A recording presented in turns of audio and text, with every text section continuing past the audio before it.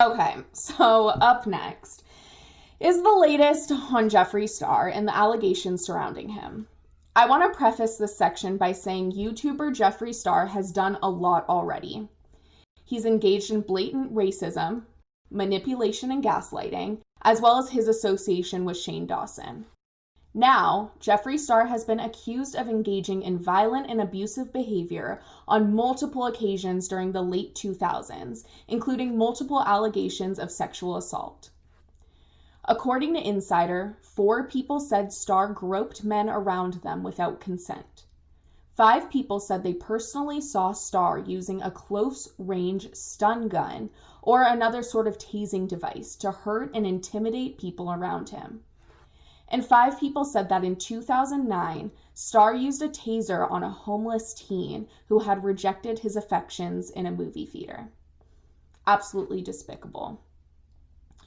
In more Jeffree Star news, he accused his live-in boyfriend, Andre Marhold, of stealing some of his designer bags. After Jeffree Star publicly shared this on Instagram, Andre Marhold took to his Instagram story to share, quote, "Jeffree blocked me," with some laughing emojis. "Y'all, this man lies through his teeth. Jeffree, unblock me so we can talk about this live so the people can see how you lie." I mean... I have so many opinions about Jeffree Star, like, in general. He's just an interesting, I think, person. Like, his life, I just, like, crazy how rich he is, but his life is a constant drama. So it's almost like, I feel like every time something happens, he always, like, somehow turns himself into the victim.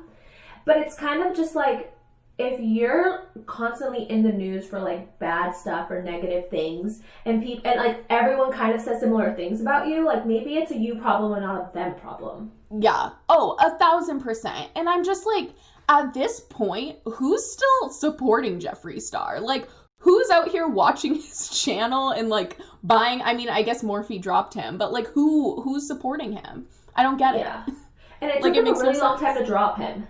Because he's been saying crazy things for years. I mean, also, he has his own makeup line, so it doesn't really matter that Morphe dropped him. Like, so now he can't sell his palettes at the Morphe store. Like, that's not a big deal to him, I think. But it's just, like, I can't believe this, like, this whole thing with his, like, ex-boyfriend or whatever and everything that he's saying. It's just, like, I'm not surprised, but it's still just, like, wild.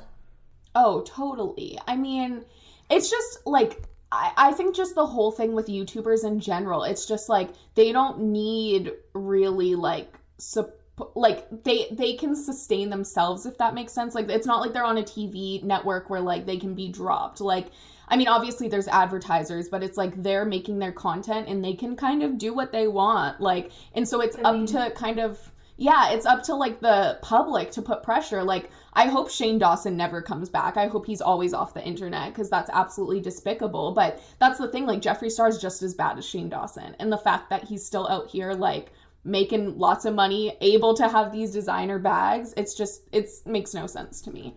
And to your point, like Logan Paul, he's been in the news so much for like his entire career, and every time people are like, oh, he's canceled, whatever, but people still tune in. Like, it's like exactly your point, like they're in control of their life and they get to do whatever they want, and it sucks. And it's like, hopefully Jeffree like actually learns and changes, but it doesn't look to me like he wants to change or he wants to learn or anything.